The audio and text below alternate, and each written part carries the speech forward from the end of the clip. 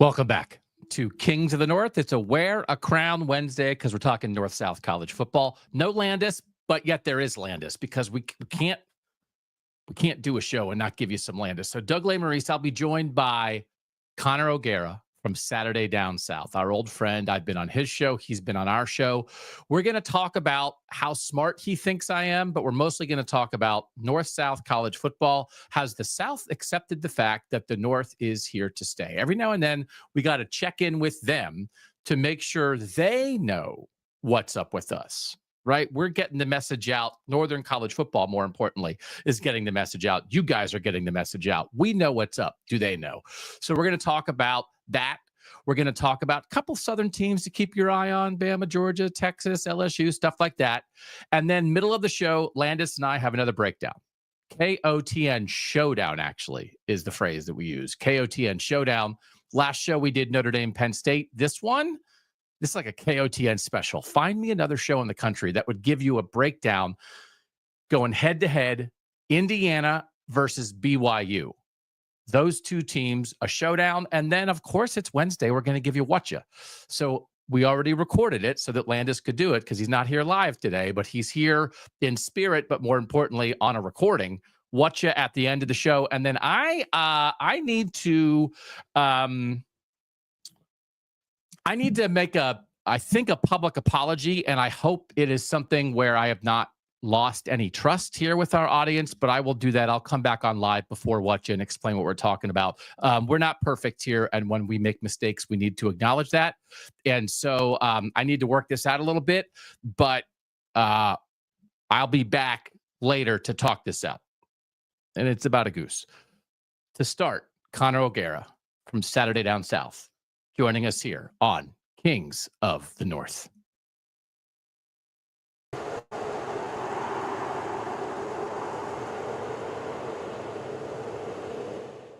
Joined now by Connor O'Gara from Saturday Down South. Connor, good to see you, man. How you doing? I'm doing really well, man. It's good to see you. You know, I'm going to start this off with a question for you.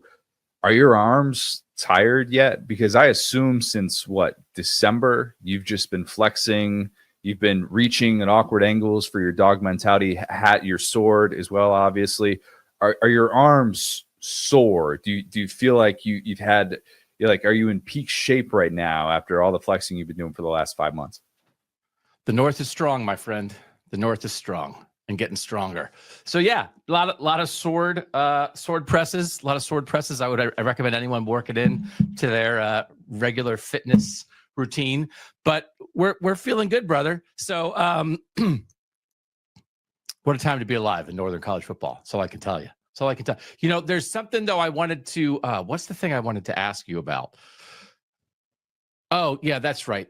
Am I a genius? That's the thing I wanted to ask you about. Mike, roll the tape. I'll take 11-1 or better for Georgia in the regular season. You can have 10-2 or worse. So I'm giving you. I'll compromise. I won't just say 9-3. That's very kind. Very kind. When that's clinched, either way, we have to start. We have to start one of our shows. Yeah. And I will say, look, if I am right, you will have to say, I was wrong. I was wrong about Georgia. Connor O'Gara was right, and the South may know a thing or two. And if I am wrong, and if Georgia is 10-2 or worse, I will say the North might know a thing about college football. I'll say Doug Lesmerises my bad. Yeah. Doug Lesmerises was right, and I was wrong, and the North may know a thing or two about college football. You got anything you want to say, brother? That was nice. That was July last year. July 31st, 2024. I was kind because I gave you the compromise, and what's not in that clip. Well, I admitted, and I paid up my end of the bet. Once Georgia had that second loss to Ole Miss, I paid up my end of the bet. I led my Sunday pod by saying Doug Lesmerises knows a thing or two about college football, and the North knows a thing or two about college football. What was not seen was that you had originally said 9-3 for Georgia. So let the record show that we technically split on our prediction, but I lost the bet, and I admitted that I had more confidence in an 11-1 scenario than a 9-3 scenario. That's why I was willing to give in to the 10-2.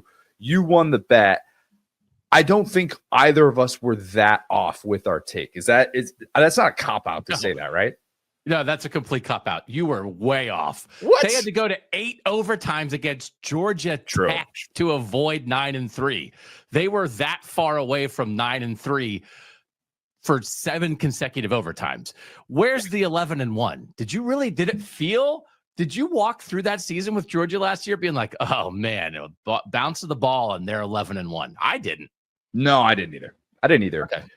The 9-3 thing, though, they haven't had 3 regular season losses since year 1 of the Kirby Smart era. They've had 8 consecutive top 7 finishes, including last year, which, by the way, included an SEC title, that was one of the weirder things to process. And being there in Atlanta for that game, wherein Carson Beck gets hurt right before halftime on a ball that he shouldn't have probably even attempted to throw. And then you're interviewing Georgia players after that game and, talking to Trevor Etienne, who was just having probably the best moment of his football career, which was cool to see. But you're like, this doesn't feel like a vintage Georgia team. I've seen Georgia SEC championship teams. I don't know. I mean, last year did show us that Ohio State could be flawed in the regular season, but if you have that much talent, just get into the postseason, hope for the best. But you just got this sense it didn't feel like a vintage team for Georgia. It didn't feel like a vintage team for anyone in the SEC. And that was the SEC's undoing ultimately last year. And that's why the North rose and had its 2nd consecutive year of flexing. We have a lot to talk about. Connor O'Gara from Saturday Down South, our friend that we love to discuss North-South college football with. I'm getting a vibe from you on this already, and I'm very curious about it. Does the South now believe in Northern football? Does the SEC believe that the Big Ten is on its level? Or are people viewing this, what happened the last 2 seasons, as a fluke, as a blip, this happened in the SEC, but it'll get back to normal and to SEC and Southern dominance? What's the view of the college football world in the South right now? I think at the very least, there's an acknowledgement that it's a true power 2. There's finally a true power 2, and good Lord, it took long enough for that to happen. And again, we need to preface this by saying I am an Indiana graduate. I spent the first 18 years of my life living in the suburbs of Chicago. I spent 2.5 years in Nebraska. I covered Nebraska football home games. I came to do this job to start Saturday Tradition, our Big Ten site. I know Northern football. And I also know that before this 2-year run, the Big Ten had exactly 1 national championship in the previous 2 decades. And there are definitely fans of Southern football that will point that out and say, hey, what happened the last time that the SEC went consecutive years without putting a team in the national championship? And that was, or without winning a national championship, I should say, that's 2013, 2014. And then what happens after that from 2015 to 2022? The SEC had a team in the national championship each of those 8 seasons, and it was able to win the majority of those national titles. I'm not saying that's imminent because the Big Ten is finally at a different place than, and this is the point that I was making throughout that stretch. The Big Ten has been lacking the top tier, truly elite national championship teams. And finally it has that. And that's great for the sport because the SEC has needed this styles make fights. The Big Ten is the perfect complement to the SEC, and the SEC is the perfect complement to the Big Ten. And I think what's established so far in the 2020s is these 2 conferences are going to have a much more competitive back and forth than they had really for the previous 2 decades in the 21st century. And to me, I think there's a lot more acknowledgement of that. Even your best friend, Paul Feinbaum, acknowledged it was the Big Ten's year. But do I think that all of a sudden the Big Ten is going to rattle off 6 consecutive national championships? I don't think there is all of a sudden that feeling, but I do think there's finally a power 2, and the sport needs it. The SEC loves the past. The South loves the past. And that is, it's always. You're talking about the past. You're talking about the last 2 years. The last 2 years of the past, are they not? you're talking about 2015. My past is much more recent and relevant. The thing that just happened is not the past. The Ohio State Buckeyes are the defending national champions after defeating another Northern team in the national championship game. Like that's always the trigger to me of like, okay, we're winning the argument right now in the North, when the South immediately goes, well, back in 2015 when this happened, it's like, okay, how many things have changed since 2015? A gazillion things in the structure of the sport with NIL and the transfer portal, the retirement of the greatest college football coach of all time. So I'm getting from you a reluctant acceptance, or an acceptance with an asterisk, that you can't deny what just happened. But Correct. even the way you said it, that it's like, well, it's finally about time. Oh, it took them long enough. Now I guess we finally have, which again is all true. But that even is tied to the past in a way that's just saying, okay, the last 2 years were the North and the South equal. Was the North the team that won the national championship? As we look at this year, is there any reason to believe that the South will be better than the North? There's zero. That the SEC will be better than the Big Ten. But the other thing that I feel like on some level, I don't know if there should be a proclamation or a parade or some kind of national day of acknowledgement. It just kind of slipped in. We all accepted. We all knew, because in the North, we don't deny the past, and that we understood the South dominated college football for 25 years. And now that's over. It's over. And I feel like we have reached the acceptance level of the SEC and the Big Ten being the big two without ever really officially acknowledging that it happened. Because to me, it is not a, well, it's about time. I guess they're equal now. It's like a seismic shift in how we view the sport, that we went from a big one to a big two. And I don't know. I just want our flowers a little bit. I want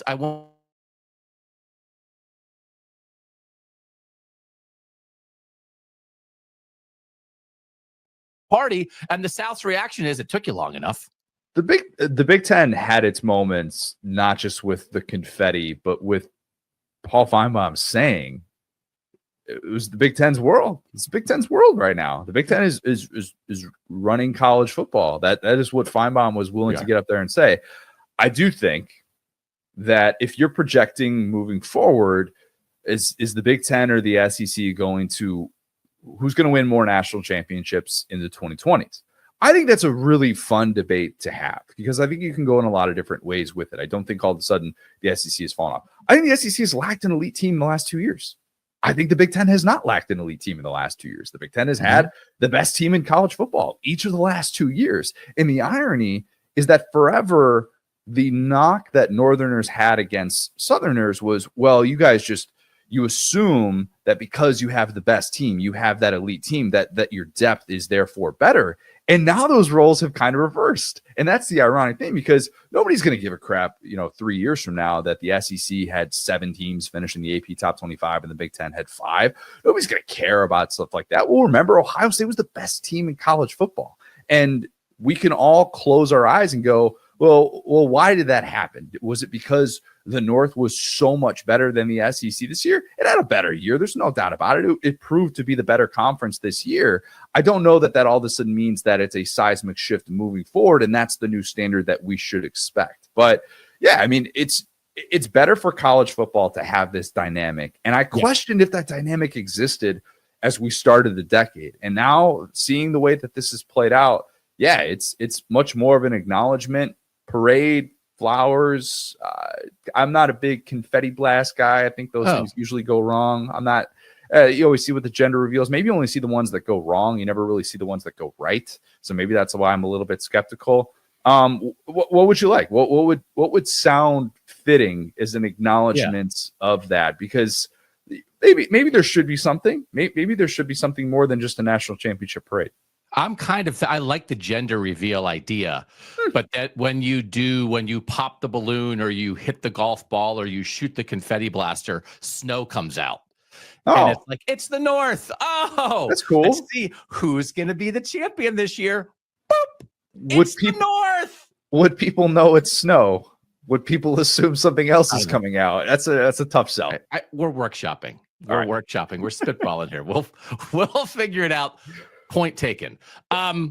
Mike, let's go to what I had as the last thing. We'll do it right now. So how will, and again, I think Connor, as you know this, what we're doing up here, we're really not saying the North is better. We're saying the North is equal. We're saying that the sport has changed. There's no more Southern dominance, but I don't expect. Do I want it? Yeah, sure, I want it. I don't expect to usher in an era of Northern dominance here, but I fully expect to usher in an era of back and forth equality, the way we talk about the sport in the preseason, when we have the number of teams in the postseason. The thing that's interesting, I mean, you make a very good point that, again, I think got brushed aside for 25 years. With Nick Saban, the SEC in a 4-team playoff structure did have more teams at the very top. But the Big Ten and the North did actually have a really good group of teams, correct, 6 through 14, that didn't matter. In that structure, that didn't matter. Nobody gave you credit for 6 through 14. And now we're getting to the 6 through 14 era. And you look again, for instance, last year, if you had a 14 or 16 team playoff and now Bama's in, now Ole Miss is in, now South Carolina's in, you make a very good point that I think most people would brush aside. We had been in a place where the SEC's absolute dominance at the top, fueled by the greatest coach ever, primarily, not just him, I would argue.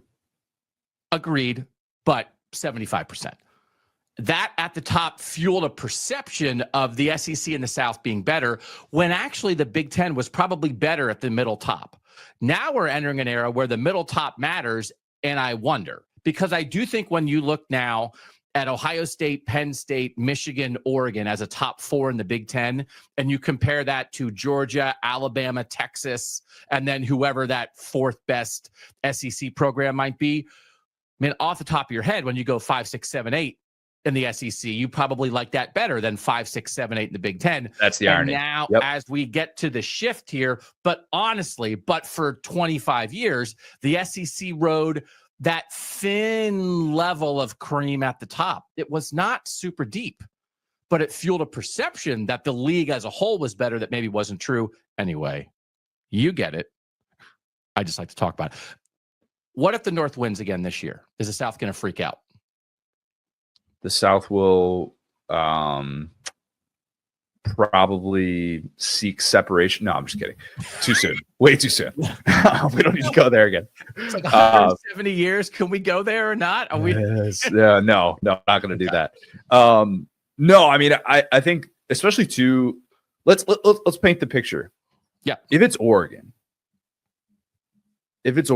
a team that comes into the Big Ten and has, I think, built-in respect from the SEC because of the landing factor. I think people in the South truly respect what he's built. I think that Oregon job is trickier maybe than it gets credit for. And I applaud Dan Lanning. I'm so in on him as a head coach. If Oregon follows this path and it's a 3rd different Big Ten program that wins in that 3-year stretch, all of a sudden those arguments are gone from the SEC. That is a flex that vaulted the SEC to the place that it got, the bravado that it had in the 2010s. And you say like, oh, Saban's responsible for 75% of it. I do believe that a rising tide lifts all boats, pun very much intended. But part of the reason that bravado existed was because from 2006 to 2012, you're talking about not just Bama, but Auburn, LSU, Florida, all those teams winning national championships. And then eventually Georgia joins in on that in the 2020s, a full decade later. But the respect that the SEC got was because of the variety. And if the Big Ten establishes that this year, even more so, because if Ohio State wins it, it'll be seen as this Ohio State specific dynasty. But if Oregon wins it, that's an entirely different conversation for how the conference is viewed moving forward. And it's ironic that the Big Ten and the SEC are seeking the same thing, and everybody else in college football is going, what do you mean you want 4 automatic bids? It's like, well, that's pretty much the way that this would have played out. And if you're not paying attention to that, you miss the part where the Big 12 only has 1 playoff win in the entire playoff era, and the ACC still doesn't have a playoff win in the 2020s. Like you're missing those big, huge things that the Big Ten and SEC commissioners are not, and that's why they're fighting for it. I think Oregon would have a much different feel than Ohio State. I think that would be the case. Penn State too. Penn State the same as Oregon. Yeah, although I'm not going to hold my different. breath on Jimmy Franklin and his 4-20 record against AP top 10 teams being able to win a national championship. I don't think Penn State has changed. Like, I don't think Southerners view Penn State any differently after the year that they had, because they still went 1-3 against top 10 teams, and their one win was against the Mountain West team, who was unbelievably good. But I don't think all of a sudden that perception has changed about Penn State and who the program was and is moving forward. I think Oregon has a huge chance to change the depth conversation, the title contender conversation nationally for how people view the North, how people view the Big Ten. And that is especially true with SEC fans that already respect Dan Lanning. We spend a lot of time talking Penn State on the show. We think Penn State's going to be good. If you guys down there don't believe, that's fine. They do have They'll to be good. They'll be really good. Prove it. They have multiple opportunities to prove it. Oregon at home, at Ohio State. And then that's the thing about this that's going to be great, is that everybody proves it in the end, because we're going to have these games where you can't hide from it. You can't hide from anything. The kind of a top 6, you look at the betting markets for national championship odds, Penn State, Oregon, Notre Dame, Ohio State, Georgia, Texas. This is kind of the acknowledged top 6. So that's 2 in the SEC, 3 in the Big Ten, and then a Northern team, of course, in Notre Dame. So we're telling, okay. I have Bama and Notre Dame tied with the odds, because I looked that up after you said that. I was like, is that true? And then if you bump it out to top 10, it's 6 of the top 10 national championship contenders to be from. I'm just saying, if we're cutting it off at 6, a random number like 6, just needed to throw that out. Get LSU. How many Garrett Nussmeier conversations you guys having down there? You guys just like doing Garrett Nussmeier stories and podcasts like 8 days a week down there? Can't get enough Nuss? Come on, you're full of Nuss right now. I am full of Nuss. We do 0. So that's okay. Do you want some? Do you want some Nuss content? No Nuss. I'm good on Nuss. You want some Brian Kelly content? Here's a little carrot for you. I gave Marcus Freeman the breakup victory against Brian Kelly the second he won that game against Penn State. I said he's already won the breakup. He beat more AP top 5 teams in the last week than Brian Kelly did in his entire time in South Bend. I'm a believer in Marcus Freeman. I think their ceiling is higher than it was with Brian Kelly. Agree. Yeah, you can't have them. Don't tell Florida State to not think that they're going to get Marcus Freeman in a year. Let's do a little rapid fire. We want to learn about the South just enough to make sure that we know what to be on alert for. Which of the kind of the top 3, the 3 SEC teams that are all have a 9.5 win total? Georgia, Texas, Alabama. Who do you trust the most this year? Who do you like the most of those 3? And if you can say, I believe in all 3. I think all those 3 teams are going to be all in college football playoff national semifinals. That's fine too. Dog mentality.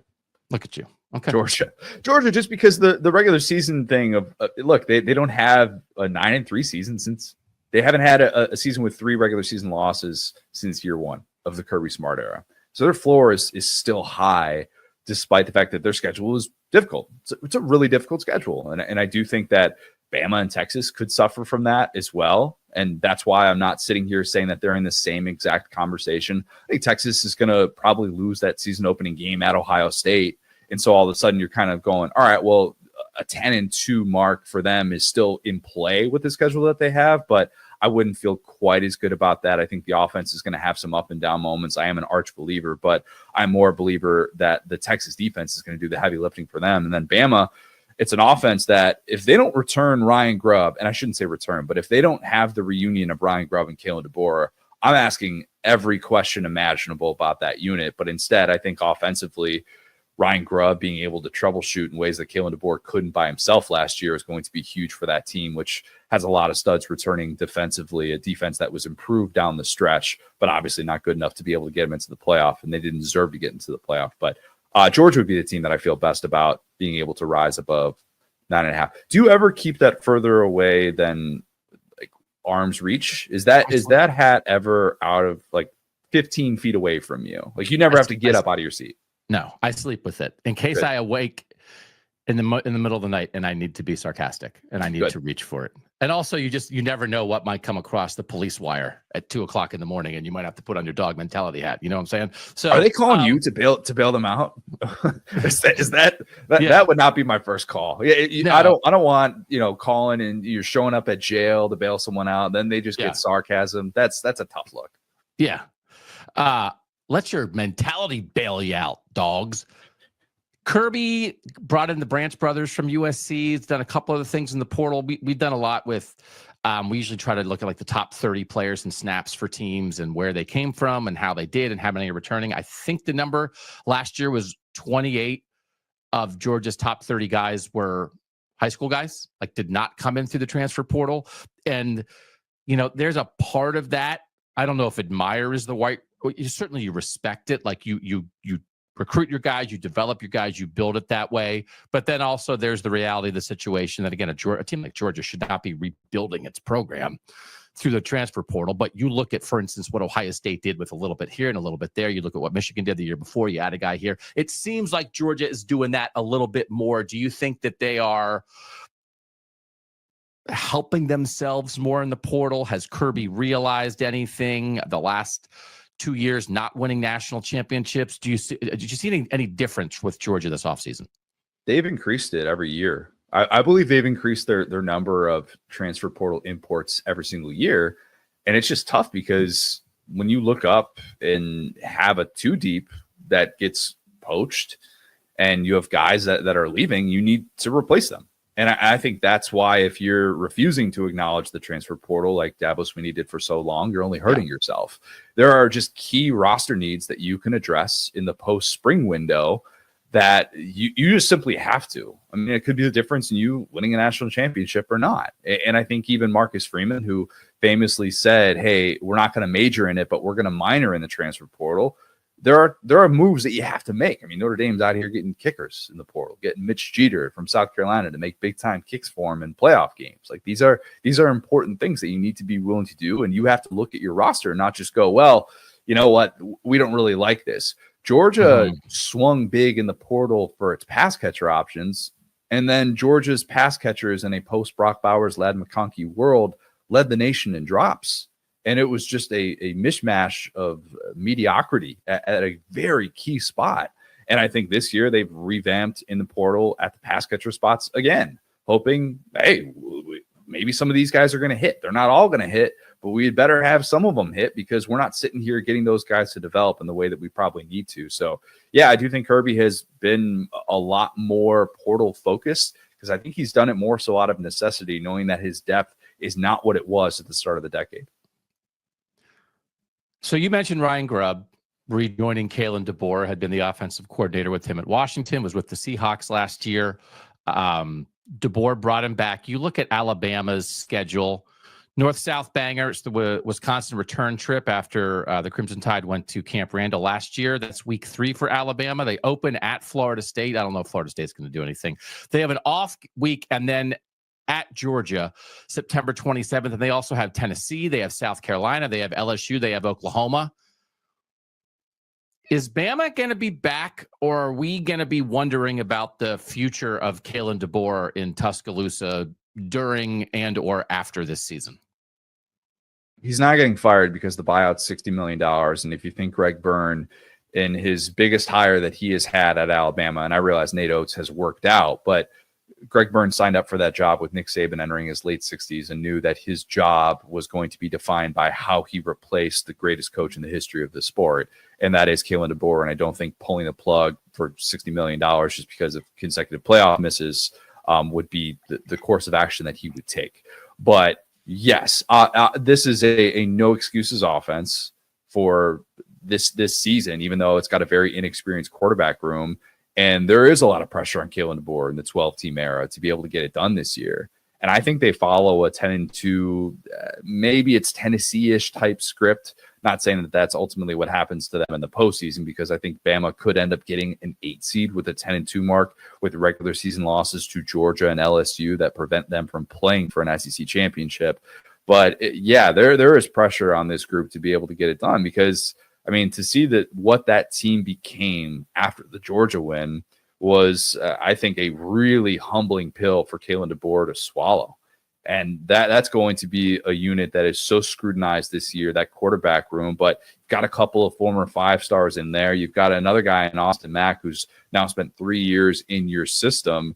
No excuses. You have to go out there. You have to get it done. You have the best receiver in the sport, not named Jeremiah Smith. You should be able to make big-time plays. And if you're not doing that in year 2, you're going to run out of excuses and you're going to run out of supporters, one of which being myself, and it'll be tougher to say moving forward that you're the guy that's going to maximize this team's potential. Yeah, I think it could get get pretty rough down there this year. So I mean, there's no. You're not a believer though. Like you're, but where does your lack? I don't like the fit. Is the fit simply because would the fit work? Would the fit have worked for anyone? I guess is my question. Like is it a DeBoer thing? It's just not going to. I don't think it's going to work for a guy who had never really coached in the South ever in his career, and who was not at the very tippy top of the sport for very long before he got thrown into the Alabama boiling pot. Doug, you just said the most Southern thing you've ever said. This Yankee can't work in the South. No, that's the most Southern thing you've ever said, even though we've had so many instances time and time again of a certain Nick Saban who came to LSU, even though he didn't have experience in the South. I got Les Miles, Urban Meyer. We've been propping you guys up for 25 years. You've been just brain drained. We know. But I also think Bama is such a unique situation, and just because Saban, but even Saban had been seasoned and flavored at LSU before Alabama said, "Hey, Yankee, come over and do this." But he won a national title at LSU too. No, I know, but also it's one of those. Oh well, the greatest coach in college football history did it, so I'm sure Kalen DeBoer can do it. Which I think you can find other situations where I would have been a little more preoccupied with cultural fit as opposed to a guy who honestly got to Washington, did a great job, but caught lightning in a bottle with some players who had already been there. And then you drop Michael Penix in there and it all comes together. I would have wanted somebody. Certain Roma Dunze, one of those players who I'm repping right now. That receiver trio, right? Jalen Polk, Jalen McMillan, and Roma Dunze that were there when you got there, right? And there's just, it felt like they got a little bit caught up in the moment. And it's not that I don't think Kalen DeBoer is a good coach, but 5 years earlier, if you had said, okay, Kalen DeBoer is going to be the next Alabama coach, and you've been like, what? Fresno State head coach? And I don't know that there wasn't a cultural background, and he had not been at the top of the sport very long, and now do this, now walk into the toughest job in college football when you could have just had somebody who was more seasoned and had been through the ringer in a variety of ways, and he just hadn't. Here's where I'll push back on that. They couldn't have Dan Lanning. Like Dan Lanning ultimately stayed at Oregon. He's now making $11 million a year now with this latest extension that he's gotten. I think if they could have gotten Dan Lanning, they would have gotten Dan Lanning. Agree. I do think that Kalen DeBoer in big time games has checked every box. And in this era of college football, that's so important. He's 15-3 against AP top 25 teams, against active FBS coaches with at least 15 such games. He's got the single best winning percentage of all of them. He's 6-1 against AP top 10 teams. His lone loss was the Michigan National Championship game. This is someone who has not lost to Dan Lanning. He has not lost to Steve Sarkisian. He has not lost to Kirby Smart. He's not lost to Brian Kelly. You have to win big time games, and you can beat 10-2 in this day and age and still have all of the momentum in the world going into the playoff. And I think that's probably the lens that we should be looking at it more, because I think there are going to be a lot of seasons in which, he's losing multiple regular season games, and it doesn't feel like this inevitable force in the way that so many of those Alabama teams did. But I think judgment will be reserved for how he performs in those big time games. I think it's going to be considered one of those true national championship or bust jobs. That's really the case for so many of these. We talk about will it work? It works if you win a title. Jim Harbaugh worked at Michigan because he ultimately won a title. And that's what he set out to do. And he went off to the NFL for no other reason other than he just wanted to scratch that NFL itch again, and he wasn't escaping anything. But there is a clear title or bust type mentality with so many of these jobs. And that was one of them. And if he can't do that, then yeah, people will say it didn't work for Nick Saban's successor. But I tend to have a little bit more reserved judgment just knowing how good he has already been in some of these big time games against elite coaches in college football. We're looking at the same thing, and it's just how you choose to view it. I think, and looking at Alabama's 2024 season, I think I could argue that it's as important or maybe more important to be able to keep your team on that knife's edge through a 12-game regular season and then another 4 games in the playoff so that you don't lose to Vanderbilt and you don't lose to Oklahoma and Agreed. You don't lose the games you never should have lost that then wipe out your great wins. And yes, everybody is under the gun for a national championship, but in the 12-team playoff, fan bases want their team to be competing at the top of the sport, and not making the playoff means you weren't competing at the top of the sport. So Agreed. I don't know that Bama has to be number 1 every year, but they can't be 13th. They can't be 16th. Oh, yeah. They've got to be, all right, well, we made it and we won 2 playoff games and then we lost in the semifinals, or, oh, we got a bad call in a quarterfinal game and whatever, but we were in the mix. And so I am actually, Mike, of all the smart things that I've said on this show, on your show, last year, my boldest prediction before the season was that Alabama will beat Georgia and miss the playoff. You said that? Oh, I didn't know that. On this very show, which is exactly that, which is early. You can get everything together to peak, but then you can't keep it together as you go through the meat grinder in the SEC. And I'm acknowledging the SEC meat grinder to keep it going for 2 months. So it played out exactly how I thought it would play out, with peaks that would rival Saban, but valleys that Saban stayed out of because the way he structured it, because of his temperament, the focus he demanded from his team. And that is a tough lesson to learn on the fly.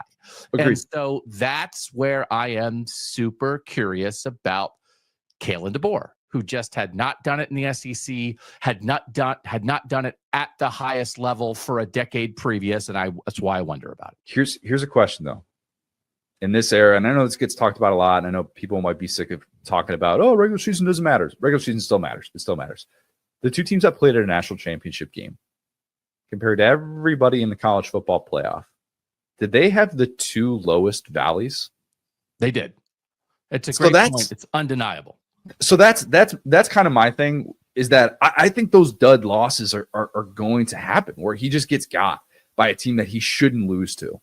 And that's going to happen. I think it'll happen less with Ryan Grubb on board, because I think Ryan Grubb is capable of making those halftime adjustments and saying, oh my God, Jalen Milroe, what in the world are you looking at? You can't be taking 20-yard sacks against South Carolina. This is horrendous. We need to fix this right now. But that's, I think, where he can thrive. I'd be more worried about the coach that struggles in big-time matchups. It's all about ceiling in this new era of the sport. If he can put the ceiling together, Alabama fans will embrace that for what it is. All right, last one. This is sort of the next tier in the SEC. I think these are 3 teams with 8.5 win totals. Who do you like better? Who do you trust more? LSU, Tennessee, or Ole Miss this season? Oh, this is easy. It's easily LSU. Isn't it amazing that the win total for Tennessee? Brian Kelly. It's easily Brian Kelly. Good luck. It's got 7 consecutive years of at least 9 wins. He had the longest active streak of 10-win seasons up until last year, and it finally ended because his team won 9 games instead of 10. I mean, that's I have to get a Kelly mentality hat. I'm going to get a Kelly mentality hat. You need to. LSU. I have LSU not winning a national championship, but being the 1 seed in the college football playoff. I buried the lead on that one. That is so nussy. You are oozing nuss right now. I'm not. No, because here's the problem. I just told you why I think Brian Kelly has lost the breakup with Marcus Freeman with Notre Dame. I just told you that. But this team and the way that they've responded since Garrett Nussmeier announced that he was coming back, all the portal moves. This time last year, we're like, Brian Kelly is stuck in the 20th century. He's talking about the portal and the bidding wars and all this stuff. And he didn't have that sense of urgency, and he was really criticized for it. And his team had flaws last year. This year, they have the number 1 portal class, and they have addressed so many key areas of need that this LSU roster is built exceptionally well. I give him a lot of credit for being willing to say, look, we need to go all in. Like this is our time to be able to do it. It's year 4. If I can't win with this roster, I ain't winning with any roster at LSU. I think that's going to be the real takeaway from this team. I think LSU wins an SEC championship this year. And I think that this is a team that you should feel probably better about than any that they've had since 2019. Like, I think that's very much on the table. So that's why this is easier for me as opposed to Ole Miss, who's destined for regression, especially on the defensive side of the ball. Tennessee having that regular season over-under, stay at 8.5 wins post-Nico move tells you everything you need to know about Nico, in my opinion, and more about what this defense has done to do the heavy lifting the last couple of years. But nobody cares about that. I think LSU is so much in a different tier in this group that I had zero time to even think about that one. You just handed Greg Sankey a new slogan for his conference. Instead of "it just means more," destined for regression. The SEC. we had a good 25-year run. It's now swinging back the other way, destined for regression. So let's rule out the middle, because immediately when we came on and we showed that I won the bet, you acknowledged that I won the bet, but then you also immediately jumped to, well, I ended No. You won the bet. You won the bet, fair and square. I admitted you were smarter. That was a better take than the one that I had. You also said 9-3. No middle. So no middle here. We'll offer 2 ends of an LSU bet. You take LSU wins the SEC. Okay. You know what? I will give you LSU makes the SEC title game. Is that okay? That's your end. Here's my end. You're going to agree to this when you hear my end. Here's my end. LSU starts 3-3. Oh, God. Okay. So I just need 4-2. No, so if they don't start, so just who hits their end? There's no middle. If they start 3-3, I'm a genius. If they make the SEC title game, you're a genius. If neither happens, we're just 2 guys hanging out talking ball. Just two guys who've spent times in the greater Chicagoland area. Yeah, have a great discussion about Southern football. Yeah, okay, I'm in for that. At Clemson to open, loss. Week 3, Florida. I know I didn't ask you about DJ Lagway. We have plenty of time to talk about it. There seems to be some, I don't know whether it's like DJ Lagway is going to win the Heisman and carry Florida to its greatest season since its national championship, or he's good, but he can't fix the entire program. I don't know. Let's say they get Lagway at home, and then either Ole Miss or South Carolina jumps up and get him. That's my 3-3 start for LSU. Yeah, I'll take that bet. Okay, I feel good. That bet. I like that bet. The Lagway thing we can get into another time. That'll be another time. Like, but it all stems from the fact that he started throwing for the first time this offseason, dealt with a shoulder injury that people thought he should have gotten surgery, and now if it's not fixed, Florida's season could all of a sudden go into the toilet, and all of a sudden Aiden Warner or Harrison Bailey or somebody like that is playing quarterback for Florida. So that's kind of why the spectrum is very, very wide for Florida this year. I don't think the Yale guy is going to beat LSU, but yeah, if Lagway's playing, probably not. Okay. Yeah, we end up sending you a lot of our best. The Yale quarterback is not the answer to the SEC's woes. You count Yale as a northern quarterback. That's right. That makes sense. I mean, not normally. We don't spend a lot of time on it, but I mean, if you look at a map, Connecticut is in the north. So he's Connor O'Gara. You can follow all his work at Saturday Down South. How else can they keep up with you, Connor, when you're doing all your Southern stuff? Saturday Down South podcast. I know that there are a lot of people that seek, great Southern football content, that listen to this program. So much overlap there. No, we do talk a lot of national stuff. We do fun stuff like, right now I'm predicting the playoff, what the 12-team bracket I think is going to look like, how it's going to play out. We did the 10 worst contracts in college football, which was a really, really fun exercise. I get really nerdy about buyout stuff, and we go down a whole different, a whole set of roads and avenues that are really fun. And we have a lot of fun throughout the offseason, and coming out on Thursday morning. So you can still watch this show Monday, Wednesday, and then you can hate watch us if you really want to, even though I'd like to think that I bring a worldly perspective to a primarily Southern demographic. Connor O'Gara, you're the best. Thanks for having time in your day to join us here on KOTN. We'll be right back to talk BYU and Indiana on Kings of the North.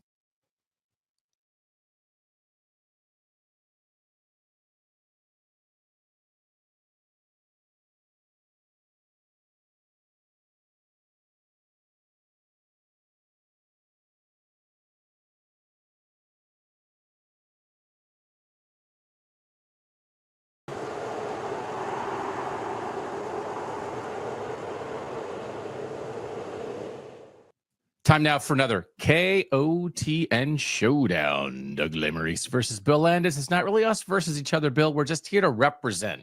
We are attorneys on behalf of these two teams that we combined because we want to sort of take a look at everybody, but we want to have context. So this is BYU versus Indiana in a KOTN Showdown. And the way we explain this and why we paired these two teams is teams that had great years a season ago. Indiana made the playoff. BYU finished 11-2 with a great bowl win. BYU was right there in the playoff mix the entire season. Can they do it again? Right? That's the context of Hoosiers versus Cougars. I think that's right. And I think also maybe carrying, well, they're not carrying the doubt, but I think there is some doubt as to whether or not what we saw from either of these teams last year was real, right? So I think people almost maybe expecting them to not live up to the expectations they set for themselves last year, which is actually kind of reflected in some of the win total stuff for both these teams, but also the fact that BYU is, like, at least from what I've seen, like, not really considered to be part of the Big 12 race, which feels kind of weird to me. So yes, it feels like for two teams that had very good years last year, this is still a bit of a prove it year. Indiana win total 8.5. BYU, their win total right now, 7.5 or 8.5, depending where you look. So again, in a similar range here, let's get to the showdown. We start with quarterbacks. Bill Landis, talk to us about the Indiana quarterback situation. It's Fernando Mendoza, baby. We've talked about Fernando Mendoza quite a bit. I think that there's two things combining here, which I think should make you feel pretty good about Indiana's quarterback situation. One, Mendoza was the number 4 transfer quarterback. He has good production at Cal, 19 starts there, 4,712 passing yards. Like, he was a productive player in an offense that actually, like, looking through it, had some pretty good skill around him. So it's not like he's necessarily entering a situation where, like, well, you saw what he was there, just wait till he gets better players around him. Cal actually had good offensive skill.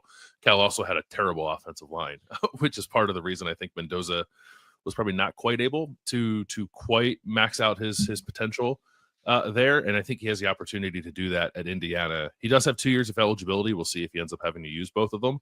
But this coaching staff does great work with quarterbacks. It's done it now in multiple stops. James Madison quarterbacks were routinely a conference player of the year, conference quarterback of the year. Curtis Work last year was second team all Big Ten. This will be the 4th straight year that this coaching staff has worked with a new transfer quarterback. And the track record there is strong, like doing it over multiple years now, over multiple schools. So I don't know what would make you nervous about this situation. I mean, other than, I guess, asking the question, can Fernando Mendoza handle the Big Ten? But Curtis Work came from Ohio and handled the Big Ten just fine. So I think Fernando Mendoza can very much handle the Big Ten. And he's in a good offense with a good supporting cast around him. Like, I have a hard time seeing how this goes sideways for Fernando Mendoza in Indiana. I think Fernando Mendoza is going to win this matchup versus Jake Retzloff from BYU, because I think he has a higher floor, probably. Yes. He does have, like, looking through some of the numbers from last year, like, his turnover-worthy play number's high. He's not afraid to rip it. What's his number? What's his number? His career turnover-worthy play rate is 4%. He has 32 total turnover-worthy plays, and he also has 12 fumbles in the last 2 years. Okay. Oh, good. Retzloff throws it, fumbles, and has turnover-worthy plays as well. Just so that's a good comparison here. I think Mendoza. It's difficult. He's the transfer, and so for our audience, if you didn't pay attention to Cal last year, if you watched a lot of Indiana, it's a new guy to a new team. But I think there's a little. I think there's possibly more certainty with Mendoza in a new situation than there is with Retzloff coming back in to do the same thing at BYU. A year ago, this is the PFF quarterback ratings among returning quarterbacks. Fernando Mendoza is 20th. Jake Retzloff is 29th among Power 4 quarterbacks returning. I don't believe it. Why did I even say it? I don't believe that stat, but I decided to cite it anyway. Jake Retzloff last year, 18 turnover-worthy plays, only 12 big-time throws, which is not great. But you know who was also underwater with more turnover-worthy plays than big-time throws? Lenore Sellers. Lenore Sellers of South Carolina, and he's already locked up the Heisman in a playoff spot. So we're just saying. So was Fernando Mendoza. So, I mean, stuff happens, right? Stuff happens. 12 picks last year for Drake Retzloff, tied for the most in the power conferences, his 12 interceptions. But you know who he was tied with? There were like 9 guys last year who led the power conference of the 12 picks. Jalen Daniels of Kansas, Garrett Green of West Virginia, Alan Bowman of Oklahoma State, but also Quinn Ewers, Kyle McCord, and Carson Beck. So this is like, it doesn't mean you're totally terrible at everything. A lot of drops last year for BYU, 24. That was the 8th most in the Power 4. They got to hold on to the ball. Let me read your quote from spring football. Let me see if I get this right. This is Jake Retzloff. I want to be at the Heisman ceremony. Okay. Are we doing it? Are we doing it? As a spectator or as a guy who's going to... That's my goal personally. I don't think my ability is going to hold me back from that. I should be talking about a Heisman trophy. I never thought about the NFL until I was getting recruited by Division I college football. Heisman Trophy, obviously, that's on the mind of a quarterback at a Division I college. Let's go. Last year, 20 touchdowns, 12 picks. This year, his goal is 30 touchdowns and single-digit picks. Last year in the Power 4, do you know how many quarterbacks had 30 touchdown and single-digit picks? Do you want to guess how many? 0. 3. Cam Ward, Cade Klubnik, and Dylan Gabriel. It's a high bar. Okay. 7 guys had 30 touchdowns, but then the other 4 had double-digit picks. Jake Retzloff, if you think people are asking who is the Cam Ward of this year, I think it might be actually Jake Retzloff. I think that's his ceiling, because I went back and watched Jake Retzloff. He's crazy. Can I just reiterate how crazy he is? But this guy, he's so bouncy in the pocket. You watch him in the pocket, he's like a coiled spring ready to do something, and then he'll get out and get wiggly. He led 3 game-winning drives last year. He absolutely saved them against SMU, against Oklahoma State, and against Utah. Unbelievable game-winning drives. He also had shots at the end against Arizona State and Kansas, didn't quite get it done. So much was on him. But he was all over the place. And they talked this spring, Bill, about like wanting better situational awareness from him. Aaron Roderick, the offensive coordinator, talked about that. There's a lot in there. He remains a coiled spring. And if they can chill him out 25%, I don't think Heisman talk is crazy. I think it's a little crazy, but I do think that's a good distinction between Retzloff and Mendoza, or at least something that Retzloff has had to do last year is like play in games of note. Yeah. Cal is 6 and 7 the last 2 years with Mendoza playing. Like, there's just not a lot of high leverage games in there for Mendoza. And even the game that everyone I think sort of checked in on last year with Cal when they played Miami and almost beat them, Mendoza was fine, but he didn't like set the world on fire in a matchup with Cam Ward either. So if you want to throw that out there, I guess as a bonus in Retzloff's favor, I do think it matters that if both these teams are seeking to take a step forward or at the very least not take a step back, Jake Retzloff has experienced the kind of games that I think BYU and Indiana are going to have to win to make that happen. By the way, BYU last year was 9-0 when it scored 30 points and was 2-2 when it didn't score 30. So there's a lot on this guy on this offense to do this.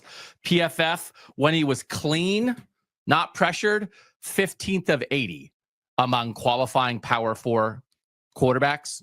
Good. When he was under pressure, 71 of 80.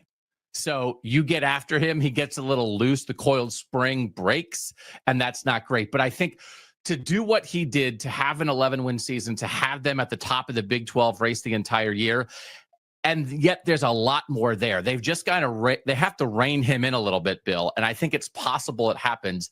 But do you think Mendoza is more of a sure thing? Yes, but I don't know that it's like I think he is. I think he is. Like I think the raw talent is better with Mendoza.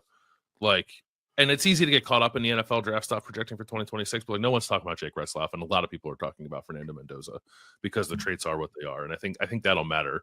So combining that with like the situation at Indiana, I would say he's more of a sure thing, but I think some of the things that would give you pause about Retzloff should also probably give you pause about Mendoza, which is like just getting a little loose sometimes. But I do wonder how much of that for Mendoza, like sort of on his ledger, is born out of just being under pressure a fair amount. If you looked at the quarterbacks who were pressured the most last year in the North, just like drop backs under pressure, it was Kyle McCord and Shadur Sanders. Mendoza would have been third. So he did not have great protection at Cal. He will have much better protection, I think, at Indiana, which we'll talk about in a little bit. So that could maybe help eliminate some of those kind of head scratching decisions that he makes at times. I just want to make sure I want to be on the record for if Jake Retzlaff goes crazy and makes the Heisman ceremony and people say nobody was talking about that before the season. I would like to officially mark myself down as talking about that because I do not think it is crazy. I think there is another level for Jake Retzlaff here, but I understand. I think we go with Mendoza here in this matchup. Do you agree with that? I would go with Mendoza. Yeah. I think it's close. And I think there's like a weird wiggly, maybe he's not as naturally talented, but he's got something in him, kind of Retzlaff case, but it's a very weird wiggly case. So I think Fernando Mendoza is the guy. Skill matchup. What do you think of who's going to be getting the ball for Indiana? They're remaking it a little bit, especially at running back.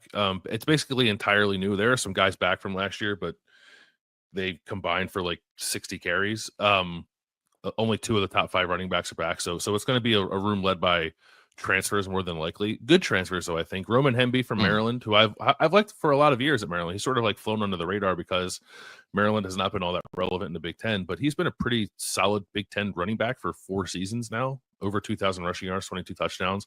And they also added Lee Beebe Jr. from UAB, who's got maybe a little more juice to him when you look at like yards after contact and breakaway yards and that kind of stuff. So I think those two together could be a pretty good running back tandem.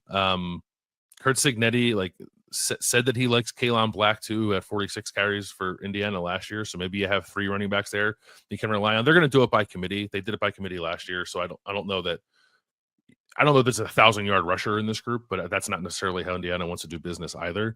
I again think it will be an offense that is led by its receivers, and that's where it gets kind of interesting. Because Elijah Surratt is back, and Elijah Surratt is very good. He should be one of the best receivers in the Big Ten, if not the country this year.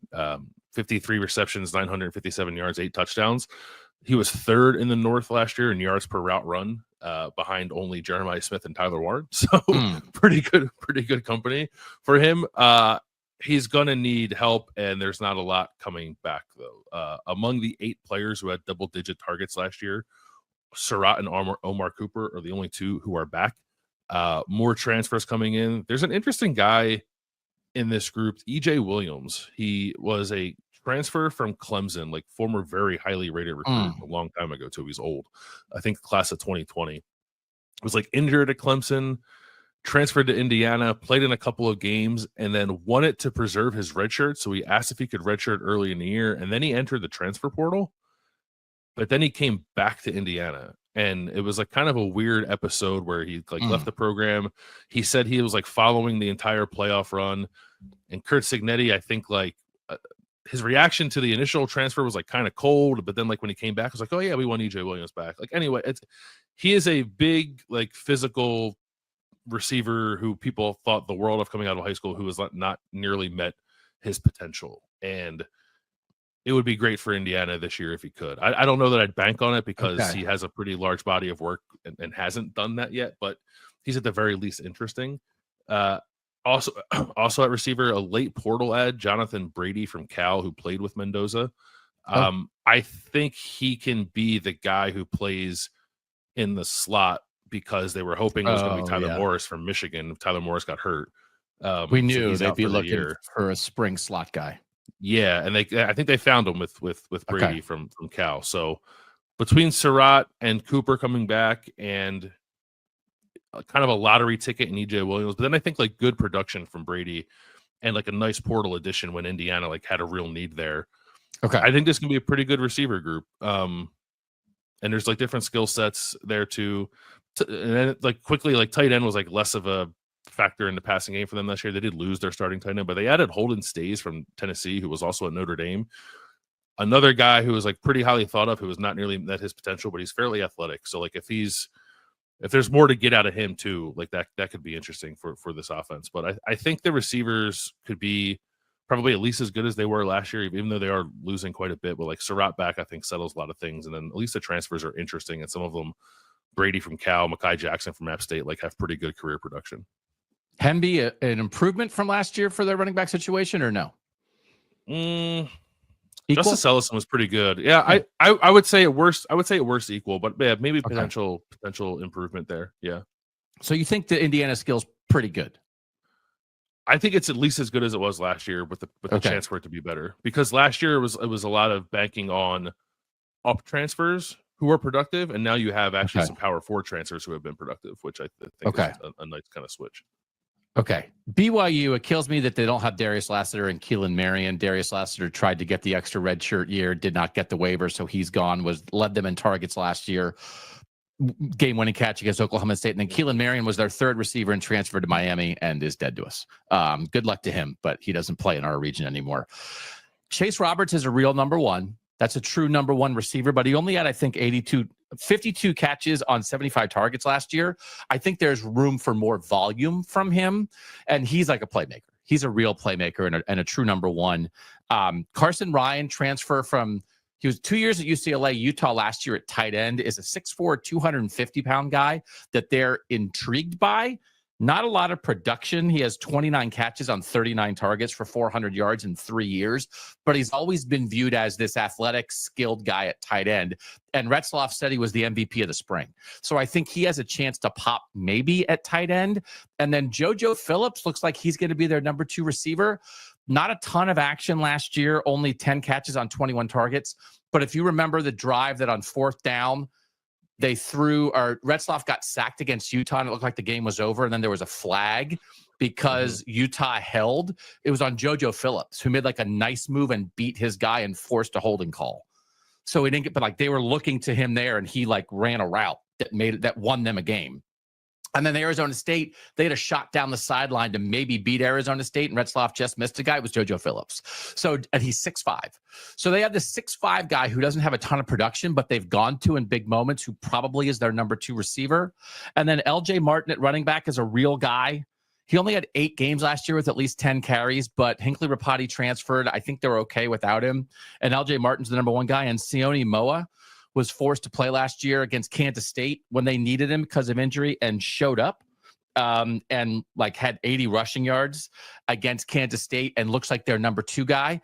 So they're maybe down a little bit from last year. I think Ryan could be really good at tight end, but I also think their top guys who are back, they have their best receiver and their best running back back, and I think they can both elevate.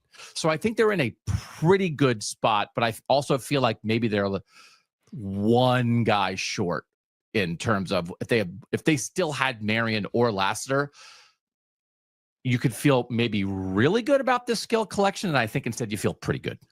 Yeah, I think that's right. But it does feel similar to Indiana. I think though, like it's like you have a number one receiver back, and you don't have your number one running back, but you did bring in Roman Hemby, who I think is a solid replacement.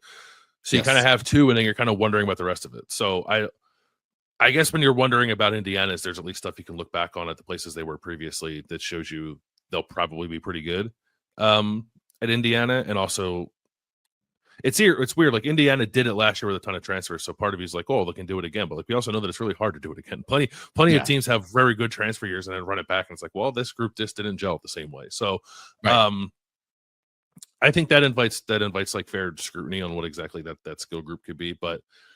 I think I tend to agree with you that BYU does feel like a man or two short. I also think with volume and production and just what he was last year, Chase Roberts could be a second-team All-American. That we look back and say, oh, Chase Roberts, he had 91 catches on 129 targets for 1,163 yards. Like I think they're going to have to feed him a little bit more. I'd go slightly Indiana, but I feel okay about BYU, and I do think there's upside there. But I think Indiana by a scooch. I am inclined to agree. Okay, offensive line. What do you got for Indiana? They good? Good go? Ready to go? Kurt Cignetti likes them. They were good last year, and I like for some of the things that Kurt Cignetti was saying. Like I don't know that he thinks they'll be better. I don't think they'll be better. I guess I'll say that. But I think they could be pretty good. 3 starters back, left tackle Carter Smith. No Mike Kadick. Come on. How can they be better without Mike Kadick? No Mike Kadick. Good, nice job replacing Mike Kadick, though. Carter Smith is back at left tackle. Very good Big Ten offensive lineman. Bray Lynch is back at right guard. Started every game last year. Drew Evans started 9 games at left guard, and then he got hurt, but he's also back. So you basically have 3 starters back. They added Pat Coogan from Notre Dame to play center and replace Mike Kadick, and they also added Khalil Benson from Colorado, who started at Indiana, transferred to Colorado, and is now back at Indiana. So, like 3 starters back and 2 transfers who have started, it's pretty good. My question is the other tackle spot, the right tackle spot. They added Zen Michalski from Ohio State. Is one career start, didn't go well. He got hurt. That injury kept him out for the rest of the season. At times, it sounded like it was pretty serious. I think it was a hip or a back thing with him. I just don't know about that spot. I don't know if they get into a pinch at right tackle, like if Khalil Benson could potentially like kick out and play tackle. I don't know that he's that kind of player. So the tackle tandem last year of Carter Smith and Trey Wettig, I think will end up being better than the tackle tandem this year of Carter Smith, who never plays the most games at right tackle for Indiana. But it doesn't. I don't think they'll have both these schools have the type of offensive line transfer that we're not sure about. Yes. And there have been sideways backup P4 offensive line transfer. Yes. And also like this is Michalski's 5th season, I think, too. It's not like he was a backup for a year, then decided to look for something different. Like he was at Ohio State for a long time and didn't play much. I think they're going to be pretty solid at 4 out of 5 offensive line spots, and it's just a question of whether or not that 5th spot is enough that it unravels for them a little bit. But they have a very good offensive line coach too, in Bob Bostad, so maybe he can get something out of Zen Michalski that Ohio State wasn't able to. BYU lost both their tackles and their center. Bruce Mitchell did play center some last year when that starter was hurt. Also played some guard. He's probably going to be the center. Should have a 4th-year starter, Wylan Lapuho at left guard. Pretty good. Right guard's up for grabs. And then they have 2 transfer tackles, one who's new this year, one who's his 2nd year at BYU, that I feel like maybe the season hinges on these 2 guys. One is Isaiah Jada as a Colorado transfer, 6'6", 310. Was at BYU last year. Didn't do much, but Aaron Roderick, offensive coordinator, mentioned Jada as one of the standouts this spring. Really good player. Going to start first at left tackle. I thought he had a good spring. Like locked down the left tackle job in spring as a guy who has barely played in college football. Big deal. And then Andrew Gentry is the one we compare to Michalski, transfer from Michigan. Started 2 games at Michigan last year, got hurt. He's his 6th year out of high school. 2 years on a mission, 3 years at Michigan. Only 195 snaps in 3 years at Michigan, but he started at right tackle against Illinois and Michigan State. He's 6'8", 315. So their tackles are 6'6" and 6'8", kind of long-limbed. I think the body types you want. They just haven't really done it, but I think maybe they could do it. So on one hand, I think you're a little nervous about it, but on the other hand, I think you could see how these both hit, Landis, and I think it might be the determining factor of whether BYU is back chasing double-digit wins or whether Jake Retzloff is running for his life. Yeah, I don't know that BYU is a program that gets by with like suspect offensive line play. I think there are some programs who can like find ways to work around it. I don't know that BYU is one of those. So I think we said like Gentry is one of the most interesting transfers in the North, right? Because of his lack of a body of work, but also the large expectations that are being placed upon it this year. I mean, it is body good, body of work not so much. Applies to both tackles, but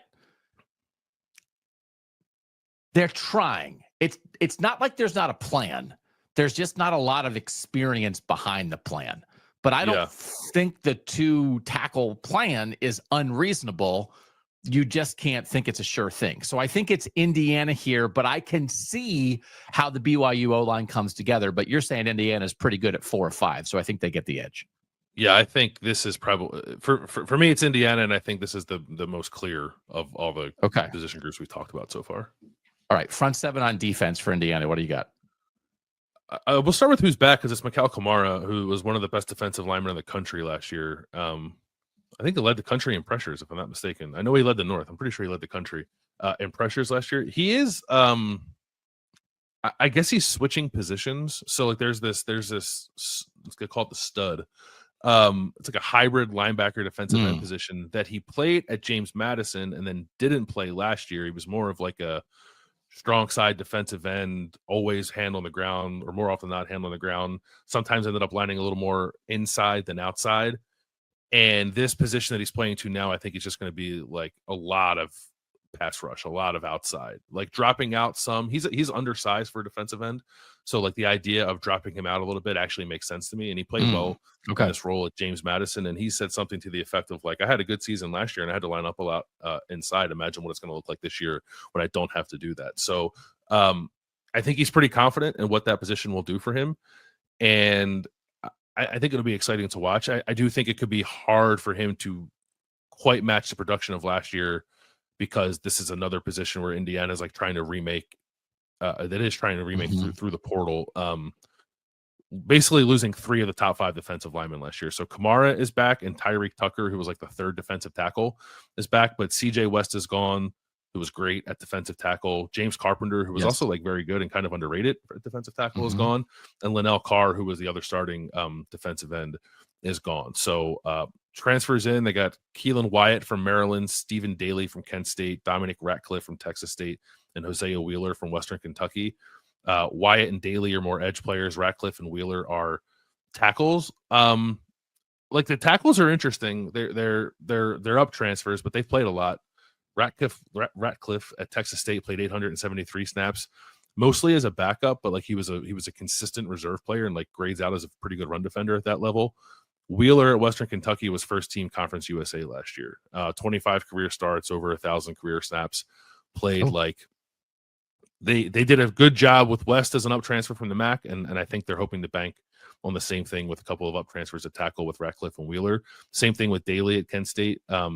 He was not as productive at Kent State as West was at Kent State, but I think between those two guys, they're kind of hoping that they can get what they got out of Carr, and by moving Kamara to that other defensive end spot, maybe unlocking, like that's where the production is going to come from. But I would have some questions about like edge aside from Kamara, and while the track record's good, I don't know that you feel 100% great about a bunch of guys transferring from the group of 5 that come be defensive tackles in the Big Ten. Yeah. Again. And linebackers are good, right? Aiden Fisher's back. Yeah. He's one of the best linebackers in the Big Ten. Like he got overshadowed, I think, a little bit by Jalen Walker, who's gone.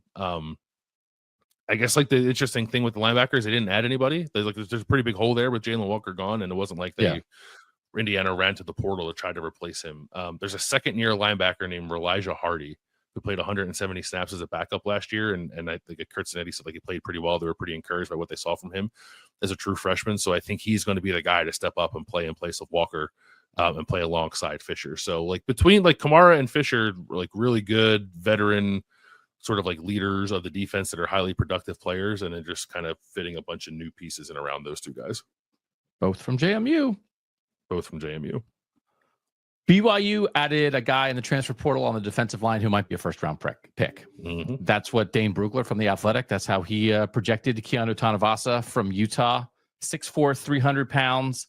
Jay Hill, the BYU defensive coordinator, said he could be the best defensive tackle in the country. This is like a game-changing ad for BYU. They have Jack Kelly back at edge, but they did lose their 4 leading snap guys on the defensive line. So they had a lot to replace. But Jack Kelly wears the helmet communication on defense, really good player.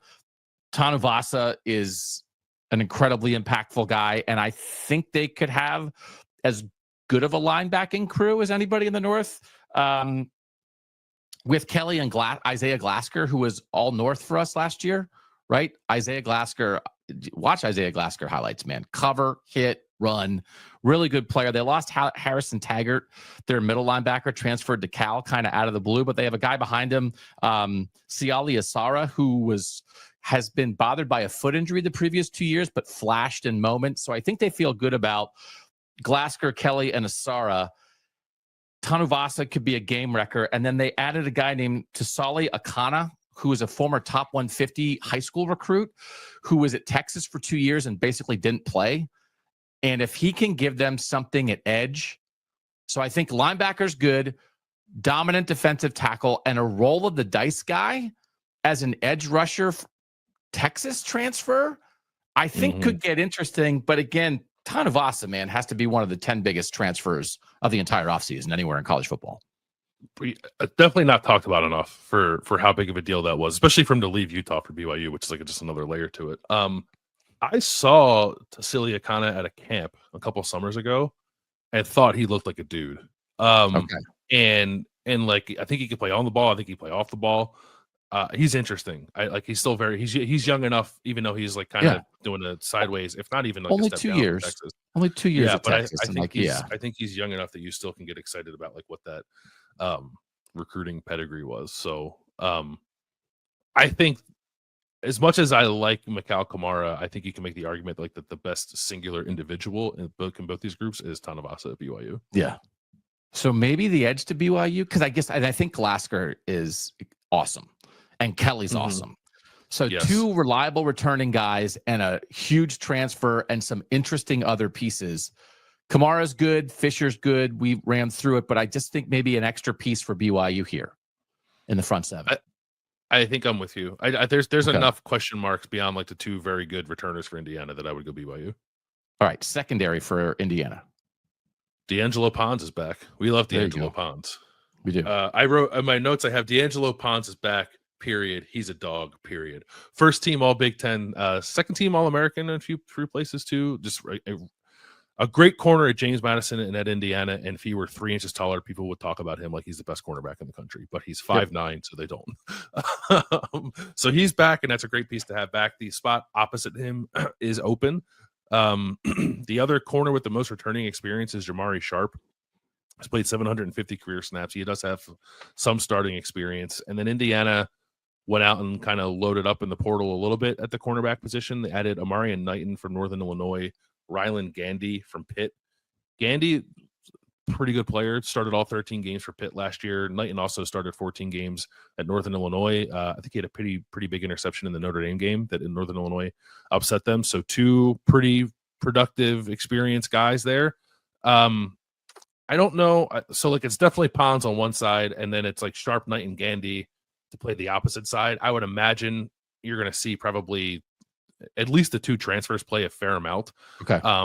So maybe a bit of rotation there, but I thought Indiana did a pretty nice job of addressing a position of need in the portal at cornerback by adding Knighton and Gandy, and then at safety, Amari Farrell's back. He played every game last year, second most snaps on the defense.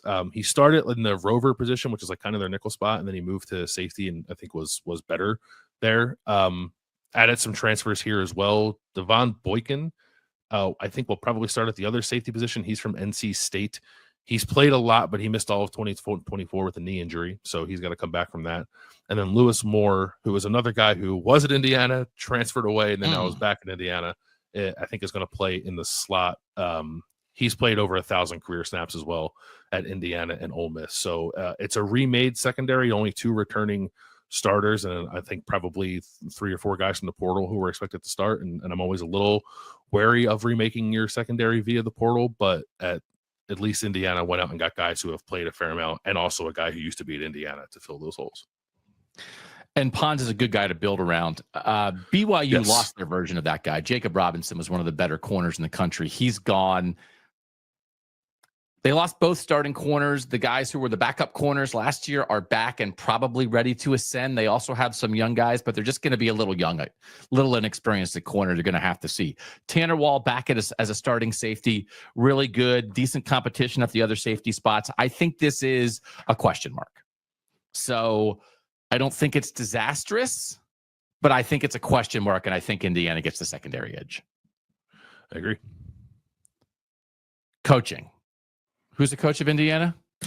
Actually, I can't reach my cigarettes. Smoke them if you got them. How Kurt good. Cignetti.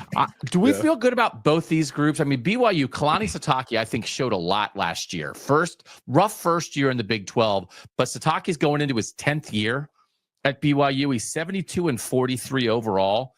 He started off at BYU 3-7 against ranked opponents. The last 12 games against ranked opponents, he's 6-6. They played some just absolutely bangers last year, found ways to win, didn't win them all, but fought the whole way. He's calm. They fight. Roderick as an OC, I think at times has been questioned, but I think brought out the best of Retzlaff last year. So I think people are back on board with him. He's going to his 5th year calling the plays. And then Jay Hill, the former Weber State coach, is going to his 3rd year as DC. I just think it's like a great find for BYU to have this guy. I think Jay Hill I thought they were going to lose him. Yeah. Is excellent. And so I think the BYU coaching staff's in really good shape. I believe in these guys. I think the fans do too. I think they should. Yeah. I don't know why you wouldn't. I guess other than the OC, maybe, but I thought that there was some goodwill earned back last year. And Jay Hill's great, and Kalani Sitake wins. Indiana staff is good too.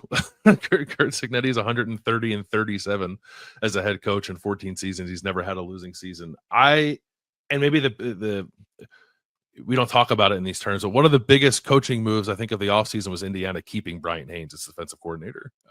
They gave him an extension to give him a little more money. I think his name came up when Penn State's job was open, maybe the Miami job. Miami ended up hiring a guy named Corey Heatherman, who's from that JMU tree. So I think this is a great staff. They kept Mike Shanahan as the OC too. Like Cignetti, Shanahan, Haynes have been together for a couple of years now. The only guy they lost from last year's coaching staff is Tino Sunseri, who's their quarterback's coach and a good one. He went to UCLA.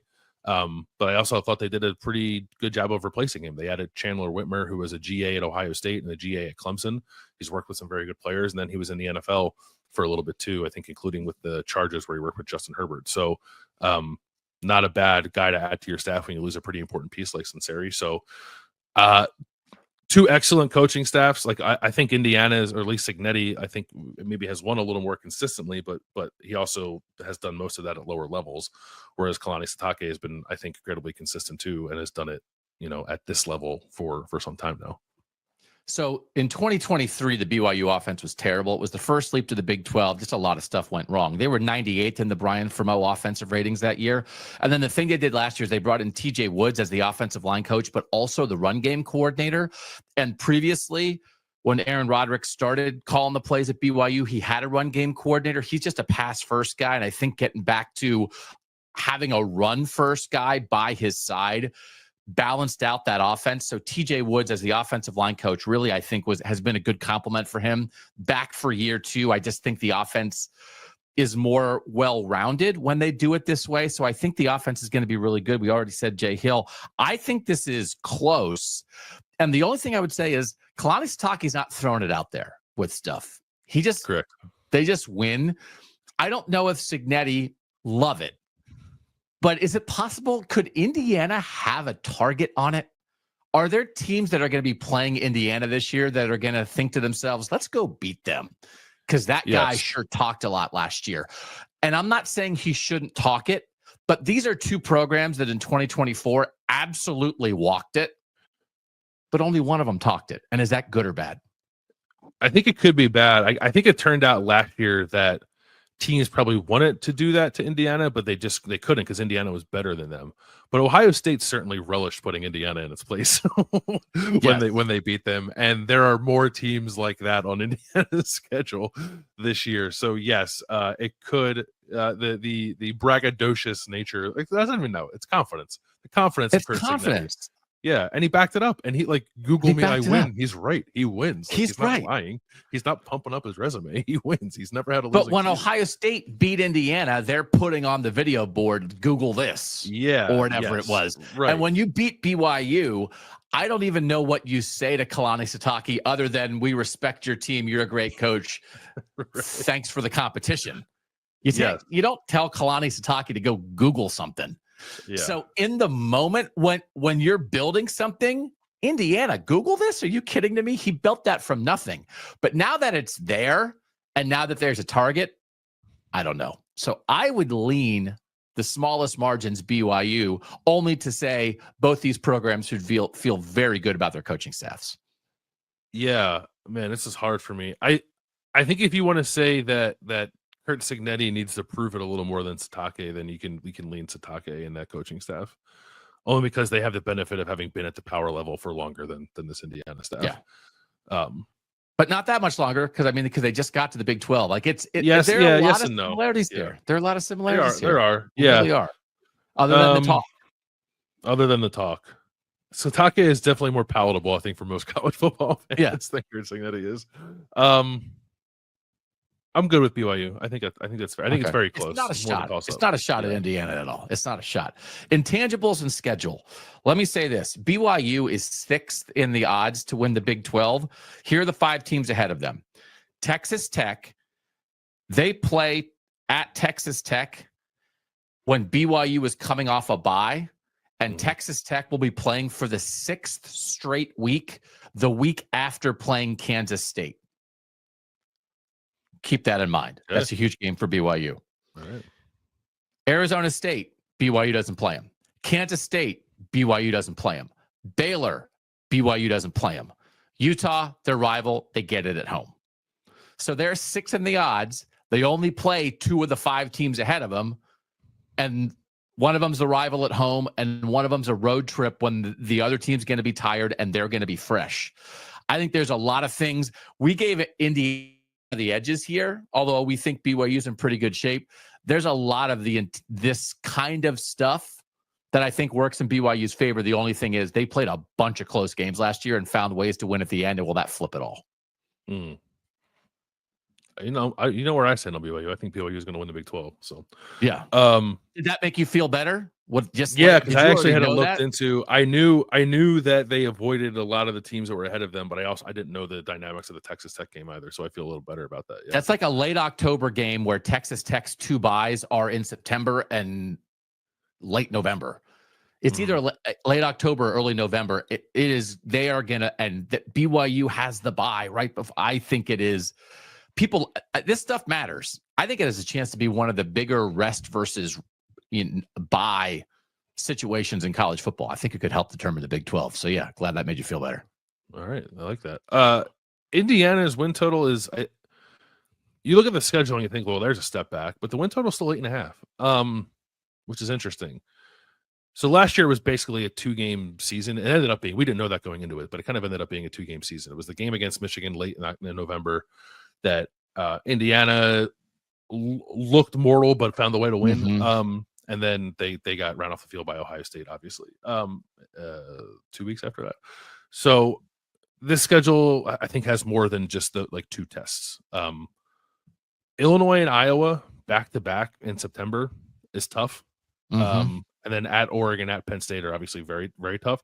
The rest of the schedule, I do think, is very much navigable. So 4 real ones, I think, on this schedule, and I think that Indiana has the roster that it could reasonably win 2 and lose 2. And I don't know. I don't look at what Indiana has and think this team can go beat Oregon and Eugene and beat Penn State and Happy Valley. I don't think that's where Indiana is.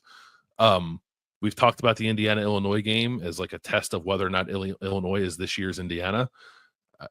I think Indiana can win that game, and I think Indiana can beat Iowa, even though that game is in Kinnick. So I think 10 wins are out there. I think definitely that a winning season is out there for Indiana football. I would be shocked if it gets bad to the point where they're not having a winning season, and that would mean a lot. Like, you want to talk about the intangibles or vibes around the season. The vibes at Indiana are great.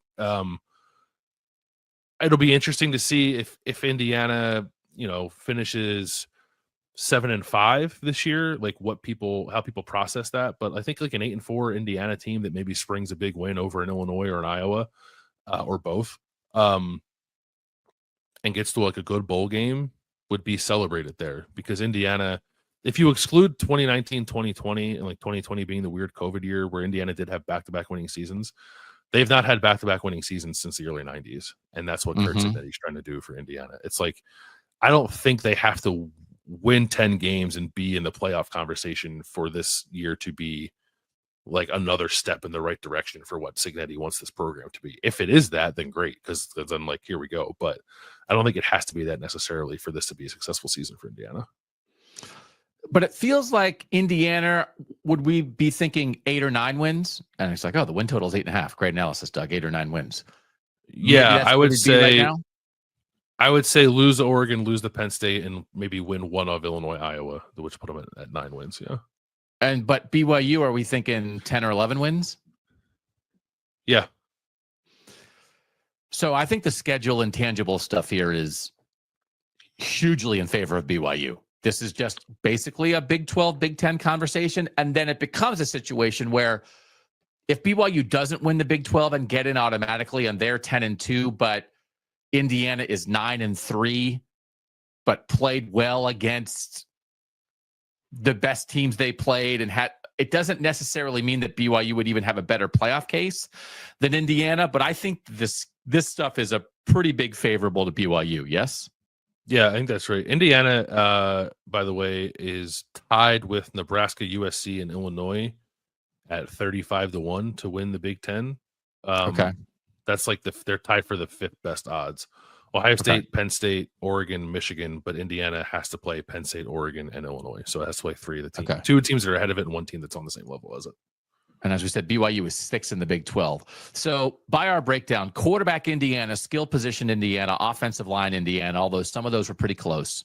Front 7 on defense, BYU, secondary Indiana, coaching, and then the schedule / intangibles, both BYU, again, pretty close. Who would you rather be in 2025? That's our final conclusion on this. And I don't even know what that means. It doesn't only mean a chase for a playoff spot. Because if BYU could join the Big Ten tomorrow, I would imagine they would do it. So, like, we understand the situations here. These are very similar, I think, talent bases that are in somewhat significantly different situations. Who would you rather be? I would rather be. I think I'd rather be BYU, only because like the thought of like winning the league and going to the playoff, even if that's not how we want to like define this all the time, is incredibly realistic, and it's not there for Indiana, in my opinion. Like I don't think Indiana's a playoff team. I guess I'll say that in May. I don't think Indiana's going to make the playoff. And I think like while they're, I don't know what the expectations are for BYU. I don't know if the expectations are for BYU to make the playoff, but I think they almost have everything they need to do it. So including the schedule. Including the schedule. So maybe most importantly, the schedule. So I think I'd rather be BYU. If you don't think BYU has a very legitimate chance to win the Big 12, I think you go Indiana here.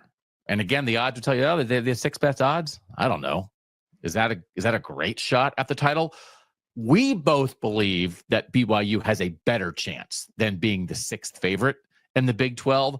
So I'm going to lean BYU slightly here too. I think there's a broader base for Indiana. They're in the Big 10. They won more categories here. They're doing a good job in the transfer portal. They kept their important coaches, including their strength coach that USC tried to take. There's a lot happening here for Indiana. I think there remains a chance for one more peak off an 11-win season for BYU. I think they remain at a plateau where maybe that mountain goes slightly higher to the playoff in 2025. I think maybe in 2026 and 27 and 28, I'd rather be Indiana, although BYU just got some nice transfers too. I think these programs are both in very good shape, but I'll take slightly, even though Indiana won more categories, I think the schedule category is such a win for BYU in this one particular circumstance. I will also go BYU a little bit. I think they're both in line for very good seasons that will make their fan bases happy, but BYU is a better path to the playoff. I think that's right. The only thing that makes me nervous about it, and I think this will always be true with the Big 12, is like you can look at the schedule and convince yourself it's easy when all the teams are the same, and like you don't really know. Like if you look at SP Plus or like anyone's power ratings, the Big 12 teams are going to be a jumbled mess together. Which is why BYU is 6th in the conference ratings at 8-1, and Indiana is 5th at 35-1. Right. Although you still go through, I agree with that, but also West Virginia, Arizona, TCU, Cincinnati, UCF. That feels there's some really like I'm pretty sure there's an identifiable games, there is identifiable basement for the Big 12 for sure. Yes. Yeah, and they just have a lot of it. So okay, we'll go slightly BYU. We'd rather be them in 2025, although we think Indiana is going to be pretty good. That's it for this KOTN Showdown.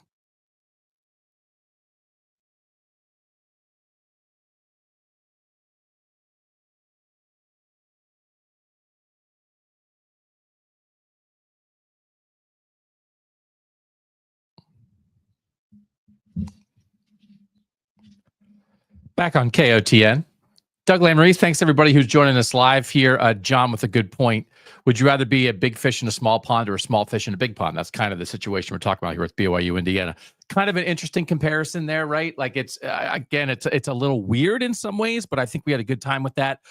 We're going a little longer on those than we planned to, but once Landis and I start talking ball, it could be a problem. So we're going to do Whatcha here. We did record this because you guys need to hear what Bill Landis is eating, but I do want to say this first. I think John Canada doesn't exist. We had a conversation on the Monday show about why Canada geese are named Canada geese. And Mike, do we have that? Do we have that we could show? Yes, the we good folks? do. Yep. All right, let's roll that from Monday's show.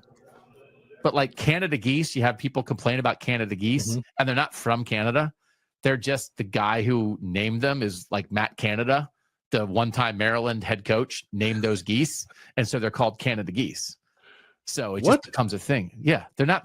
It's not because they're not Canadian geese, and they're not named because they fly down from Canada. They could be called Landis geese if you had named the goose. So. Yeah. What the heck? Sometimes things get named. Now I ruined my Whatcha, but I just wanted to drop that right here. Blowing minds. Baby carrots. Are you sure? I'm sure. We'll double check it.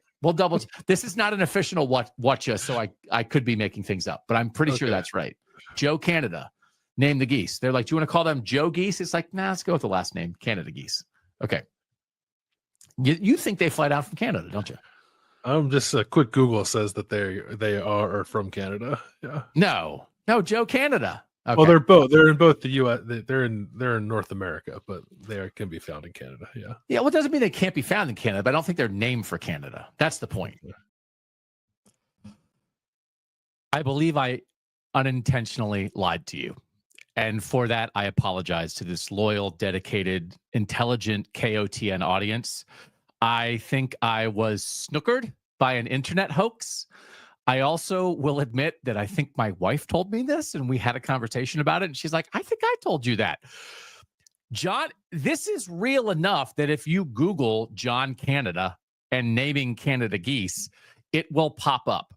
There is a nature center in Connecticut that cites the naming of Canada geese for John Canada, the ornithologist who separated the species from other geese.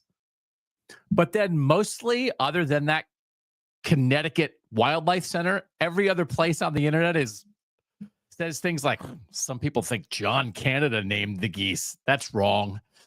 I did find something that had the sentence, there's no shred of evidence that John Canada ever existed. So I didn't have time to Google every person. I did Google John Canada. Doesn't seem like he existed. I Googled Chad Canada. Nothing. And I Googled Jerry Canada. Nothing. I didn't Google every name with the last name Canada. I think this is a lie. And so I apologize greatly. I also found a research paper by a Canadian ornithologist named C. Stuart Houston, who was from Saskatchewan. How did the Canada goose get its name before there was a Canada? That is part of the problem here, that the nation of Canada did not come into existence until 1867, and the Canada goose was named sometime in the mid-1700s, but Canada was referenced as a region prior to the founding of the nation. So the Canada goose reference is geographical, but you can understand how someone like me, who's an idiot, can be confused by, well, how can you name a goose for a place that doesn't even exist yet? It must be named for some dude. And also, Christopher is correct. I shouldn't be on here blaming my wife. I'd be lying in a gutter somewhere if it wasn't for my wife. So maybe she had a 10% case of leading me astray on John Canada, but also she's not getting on a show claiming stuff to be true. So she just says it in the house and then I put it out in the world.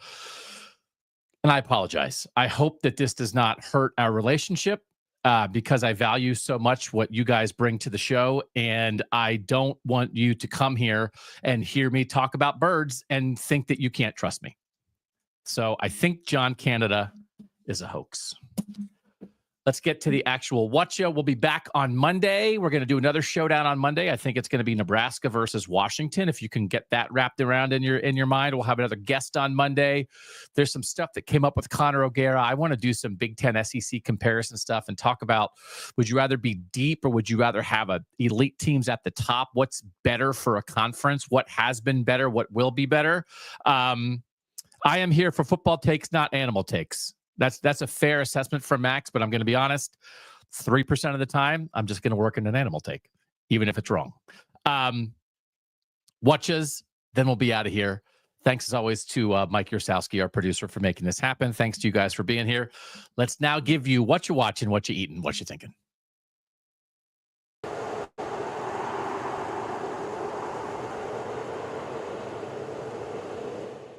All right, time for a little what you watching, what you eating, what you thinking. Bill Landis, what you been watching?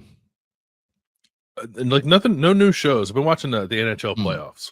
Look at you. The NHL playoffs have been electric. There have been 2 instances of teams scoring with less than 5 seconds left in the third period.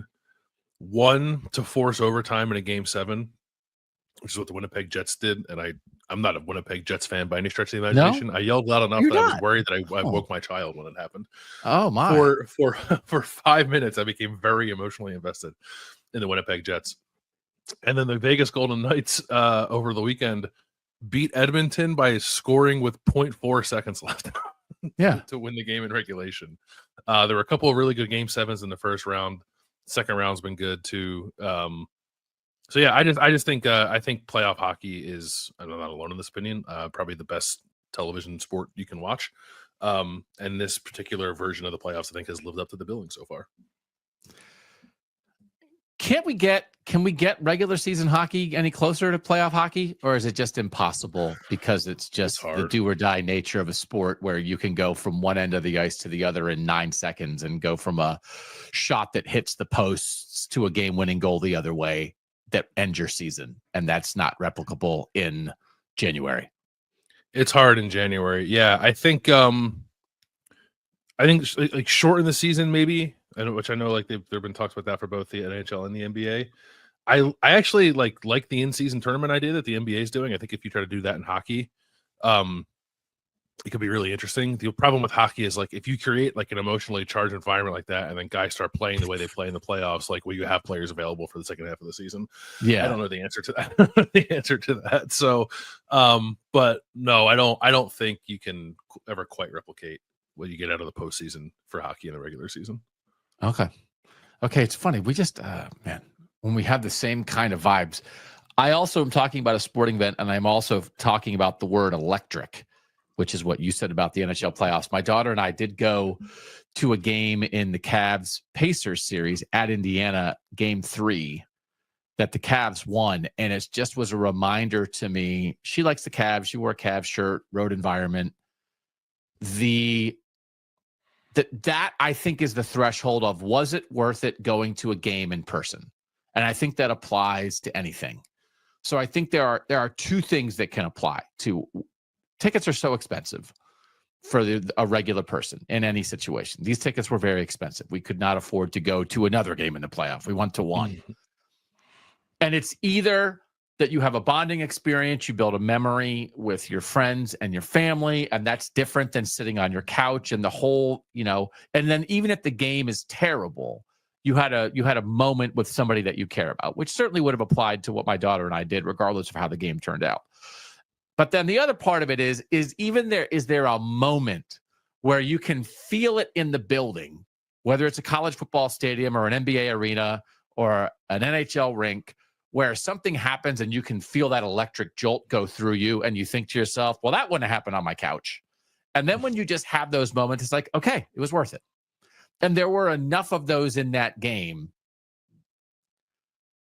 Something that Donovan Mitchell did, or a team makes a run to come back, and it's just a reminder. Because I do think if you stay on your couch enough and you get frustrated enough by the exorbitant prices, which are very frustrating, and the parking and the concessions, and you're stuck in the parking garage afterward and all these things, and you think to yourself, why would I ever go to a game again? And sports are not kind to the average fan in most ways. And then you get that jolt and it's like, okay, they got me. I'll be back. And so, most of the time when I go to a game, it's for a job. It doesn't mean I don't enjoy it, but it's just a different thing. But there was enough of a jolt that on a sports show, I'm reminding people, hey, going to games is pretty cool. But if that, where else? You talked about the electricity, but just the jolts, life's about jolts. And sometimes a live sporting event can get about as jolty as anything you'll do in life. I'm trying to think. I don't know. Because I've definitely just fallen into I don't need to go to stuff. I'll watch it on my couch. I gotta go to, and maybe I scratch that itch enough by going to things for work because we're fortunate to do what we do. But I don't know the last time I went to I guess I went to wrestling, but that doesn't count. Did you get a jolt? Yeah, I mean, yes, for sure. Give you a jolt? Yes. Even that, it's a shared communal experience, right? Even if it's scripted athletic endeavors, it's not. You can still get that, I think. But I'm glad you guys got that at the playoff game because I don't. Yeah. I've just I've unfortunately found this mode. I don't need to go to a game. I'll just watch on my couch and eat popcorn, and that'll be great. But now it makes me want to go out and see more games. I think we're going to a Phillies game in a month or two. Nice. In Philadelphia, so that'll be good. Yeah, communal, individual jolt. Then you're good to go. If you only go 1 for 2, you might be like, oh, I don't know. And if you go 0 for 2, you might be on the couch for another year. Which that's again, right. Couch is lovely. What are you eating? I was running around the other day. It was one of those things where it's the middle of the day and you realize you hadn't eaten yet, and you're starting to feel a little I should eat something because I'm going to pass out. And the closest thing that just happened to be to me was a Panda Express, which I don't think I've had. I haven't had Panda Express in a while. It's possible I haven't had Panda Express since college because I used to eat it a lot in college. Really? Still hits, man. Still hits. It was great. I just kept the classic orange chicken, fried rice, got some Rangoons. Really hit the spot. I don't know who hates Panda Express. I think that that's a great way to go at it. If you eat it too much, I think you can think to yourself, okay, are we sure about this? Mm-hmm. But they know what they are, and they go about being who they are about as well as anybody out there. They're not trying to win the championship. They're just trying to get into playoff, but they have an identity. And sometimes if you're a little sick of pizza and you're a little sick of burger and fries and you don't have time to do something else and you pull up to Panda Express and you think to yourself, did I just get this in 3.5 minutes? That's pretty good. God bless America. How about it? And I sat in there and ate it too, which was a totally new experience because I've only ever experienced Panda Express in a food court. So that was good. And the other part of it for us too is we've lived in the house that we live in for, I don't know, 7 or 8 years now, and we have struggled to find a good, consistent place to get Chinese food in our part of town. And then I went to Panda. I was like, this is 10 times better than anything we've attempted to get delivered or pick up to eat at our house over the last almost decade, which was partly frustrating, but also tip of the cap to Panda for just being there when I really needed it. Because you certainly can find a local Chinese food restaurant that goes above Panda, but you might go to 8 that come in below Panda in the search for the one. Mm-hmm. So sometimes that certainty is very reassuring. When you ate inside, was it in styrofoam or was it in a real bowl that then you put back for them to wash? No, it was on a paper plate. Paper plate. Okay. Paper plate on a tray. Yeah. Because I feel like sometimes there's a place we go that if you get it to go, it's just, you can get the rice and vegetables and things in a styrofoam to go, or plastic to go. But if you get it in there, they give you a real dish. And sometimes if you're eating fast casual food, but they give you a real dish and a real piece of silverware that's not plastic, you can feel like a prince or a princess. You're like, is this the height of fine dining? Fast casual food in a bowl with a real fork that you then put back for them to wash. That extra hits sometimes. I was happy to eat with a paper plate and plastic cutlery, but if I were sitting down with a real knife and fork and a real bowl, You could have convinced me that I was at a Michelin restaurant. Yeah. Yeah. I don't even, is that what the standard is for a Michelin restaurant? I'm not even sure. It's just silverware. All this time. That's all it's been. And then when it was over, they washed my bowl and I felt like royalty. Okay. So I occasionally, again, I'm not afraid on this show to behave as a third grader and discover things that normal people are like, Doug, there's farmers markets for this. This is a bag of frozen vegetables. And I am not only discovering frozen vegetables, but these are, this is a Green Giant Simply Steam. It's a single serving. Actually, I think it's supposed to be a single serving, but it says about 3 servings. I eat a bag of this by myself. You pop it in the microwave for 5.5 minutes. This version is broccoli, cauliflower, carrots, red bell peppers. They have some other, this is a lemon flavor. They have a garlic flavor that has some potatoes in it. Making vegetables is a pain. Making vegetables well, I think, is a real pain sometimes. This has been life-changing for me. I just pop this baby in and just scarf down 3 servings of vegetables. I think it's very good. It's very easy. They have a variety. And I'm coming on a show and telling people to eat microwave vegetables only because I sort of can't believe how good they are. I really can't. They're not mushy. They're flavored. Yeah. They're very good. And they're $3. And if I'm going to sit around and I know where the vegetables are in the grocery store, but to flavor them the right way, to make sure I don't undercook them or overcook them, and you're chopping them up, give me a $3 bag to pop in a microwave. There's a lot of things I don't want to pop in a microwave. This, I very much want to pop in a microwave. Let's go. Are you with me? Can we do this? Let's go. I think it's one of the more important scientific advances we've made, like the steam in the bag vegetable.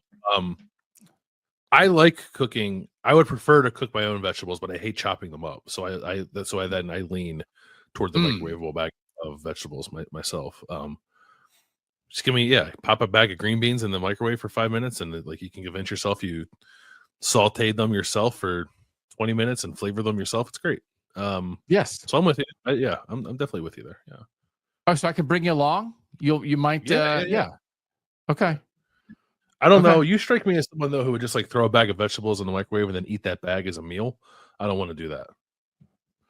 I almost do that. I usually try to have a little thing of protein on the side, but I'm borderline microwave vegetables, and that's it. Close. Yeah. What you have for dinner? Bag of broccoli? No thanks. Look at that. Whatcha this week? Doug was talking about frozen vegetables. I don't know if I can watch that show anymore. What are you thinking about? You mentioned it there in your little intro to frozen vegetables. It's farmers market season. Yeah, it is. Which is it's great. We had our first one over the weekend, and I developed a strategy there. So what the one we go to, there are 2 coffee places, and they're sort of it's like a loop. So the coffee is almost like a one end of the loop on each side. So we get there, we park, I get a cold brew, we do the loop, maybe buy some apples, I got a cookie. You look around, see if anything strikes your fancy, and then you get to the other end of the loop, and by the time you're there, I'm done the cold brew, and I can get another one for the road. So I've got it figured out. Nice. The pace, the strategy. The pace. It's good. Yeah, it's good. It's just nice to be out in the community with people. It was a beautiful weekend too. Yeah. It was Mother's Day weekend. So there might have been more people out than normal. But I love a good farmer's market. I can also go to the farmer's market and not buy anything. That's important. Just go. You can't force it. It's actually a good. It's a good way to just sort of get out of the house and walk around a little bit. Which I can certainly do more of. So I'm happy that it's back. The farmer's market that we do go to is year round, but it's in a mall for half the year, so we don't go when it's inside. But it's back outside. This was the second weekend. The first weekend that unfortunately rained, so we didn't go. But this was the second weekend, and we'll probably be there most weekends as long as we're in the city of Columbus. Look forward to my Saturday mornings at the farmers market. Would you seek out an unusual farmers market and be like, oh, there's one 17 miles away that sounds pretty good, should we try that? Or do you just want to do your thing? I like ours. I like the one we go to. But yeah, I would venture out. Sure. I guess I would need to trying to think.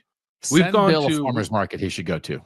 Yeah, If you're we've within gone. 300 miles of Columbus, Ohio, Bill Landis That's will go to probably your farmer's market. yeah, probably a fair range. Yeah, we have one that we go to like very like consistently almost every week, but we ventured out a time or two and I've not been disappointed, so I would do it again.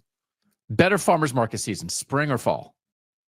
Oh, I will fully admit, like from an actual like pragmatic produce standpoint, I don't know the answer to that question. Yeah. What do I enjoy the fall vibes more though.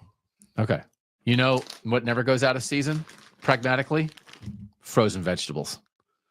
Yeah, 365, 52 weeks a year. You get up on a Saturday morning, you can tell your brain it's a farmer's market, walk right to the frozen food aisle, bang, $2.99. Simply steamed. Every day is a farmer's market in the freezer aisle. Yeah. Okay, so I drove past this. It's a candy shop that had big billboards on a highway. And I just am wondering, and they were advertising this candy shop repeatedly for 10 miles. Mm-hmm. Where are we as a society on Uranus? Because I feel like we've got to get out of this. I think we might have to rename the planet.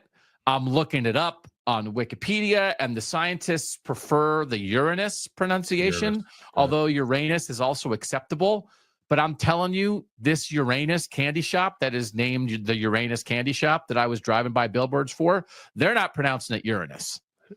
And that we are still in this spot where we have one of the planets, and it's double checking, it's the only planet named for a Greek deity. And I know we did it in the 1500s or whatever, but can we get out of it? Can we get out of this Uranus trap that we're in? Because I don't know if that's not what you called it back then.